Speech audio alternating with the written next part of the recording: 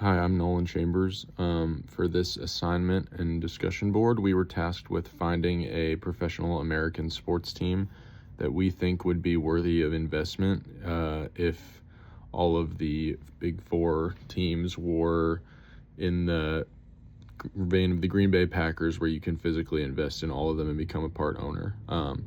For this assignment, the team that I'm going to choose is the New York Mets. There's a variety of reasons for that are all based in financial terminology and decision making. And I think to start off, the main thing that at least led me to the MLB, other than other leagues, was the fact that ultimately we all know that the NFL, is going to be the one that's bringing in the most money, but they're also the one that has the most viewership, the highest attendance numbers.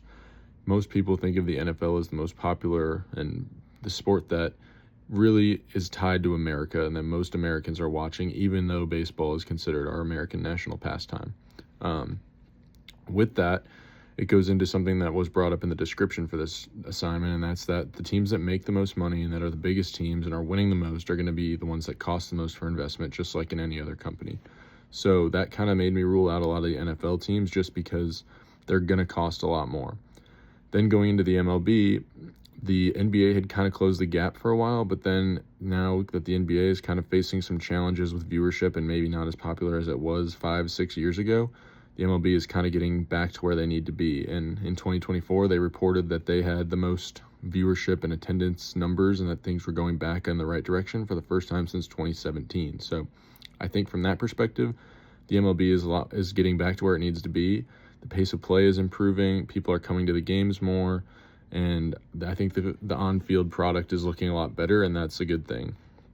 Then it led me to the New York Mets because for a lot of reasons. Like I said, judging by the fact that the most successful teams would be the most expensive to invest in, that made me immediately kind of rule out a lot of the top teams like the Dodgers and the Yankees and the Astros, where you're winning so much that ultimately that number is going to keep going up and up that you're going to have to invest in.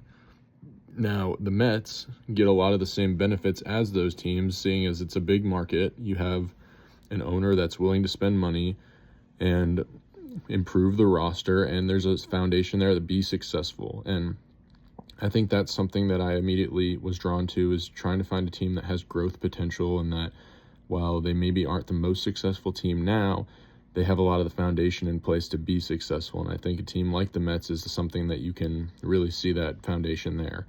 They have just kind of given a lot of money to improve their roster and get somebody like Juan Soto that can be the face of the league and the face of your franchise, certainly, along with somebody like Francisco Lindor, which is the same thing. He's got a lot of money tied to him. And then I think it's clear that the ownership in Cohen does not want to waste some of this talent that he has, and he's prepared to spend that money. And it's a big market, so people are going to be interested. The league wants to see New York on the map, and obviously the Yankees are going to come first for a lot of people, but I do think the Mets have a lot of the key demographics that make it something where, in comparison to a company, and if that's how we're looking at this, they would check a lot of boxes for someone that would be looking to invest. And another stat that caught my eye was when I was looking at revenues in the MLB.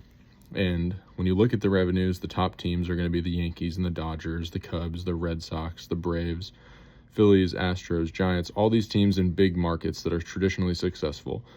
All those teams have had success in the last decade, and I think it's easy to see that they are someone that, success is kind of expected given the market size and the fan base, and you're going to see that they're in big markets. You're going to have a lot of money to work with, and the fans want to see results and traditionally have gotten them. The Mets came in a little bit after that. They were outside of the top 10 in revenues in 2023 at $393 million in revenue compared to the Yankees' $679 million. But I think when you see that, that just means there's room for growth, and there's room for the Mets to close that gap and be somewhere where maybe you're not going to catch the Yankees, you're not going to catch the Dodgers' $549 million, but there's a lot of teams in front of you that you can catch that are in the upper 400s and $500 million range of revenue, and that gives you $100 million that you could potentially be making and closing that gap. So I think from that perspective, it's something that we can absolutely see why the Mets are somewhere where you can really see that there's potential there to earn more and to keep making progress and on those top teams in the league. And I think just when you research the company or the organization, I guess in this case, it's easy to see that the Mets haven't had a lot of success, but the fan base is there and they're starving for success and winning and being relevant. And I think the ownership group that's come in there now and made a difference and clearly committed to being better has made a difference. And I think their success will come and that they're set up for that success. And finally, we can kind of see how some of this is coming together. And I think it would be a great place to start because there's a lot of potential and you get a big market. And I think there's a lot of room for growth if you were to invest in the Mets. So that's why they would be my choice.